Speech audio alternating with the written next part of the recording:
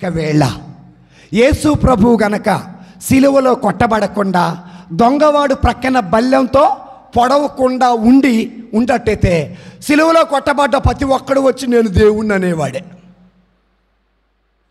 నేను చెప్పింది అర్థమైందా? ఇదిగో యేసయ్యలాగా నన్ను కూడా కొట్టారు కాబట్టి నేనే యేసయ్యని అనేవాళ్ళు. కానీ యేసయ్యకి వాళ్ళకున్న తేడా ఏంటంటే, పునరుత్థానమైన యేసయ్య శిష్యులు కనపడంటాడు, నేను చనిపోలేదయ్యా, తిరిగి లేచానయ్యా, నా ప్రక్కన వేలు పెట్టి ఆయన గాయాలే ఆయన పునరుత్థానుడయ్యడానికి ఈ రోజున సాక్ష్యం. దేవుని స్తోత్రం. హల్లెలూయా, హల్లెలూయా. నీవు మేకులు పీక్కోలేదనే చూస్తున్నావు.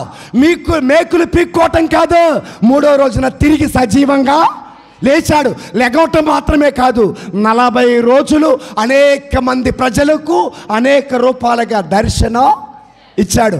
మహా అయితే మీరు సిలువ వేసింది యేసయ్య దేహాన్నే, ఆయన ఆత్మను ముట్టుకునే శక్తి ఏ దాసుడికి లేదు. హల్లెలూయా, హల్లెలూయా, హల్లెలూయా.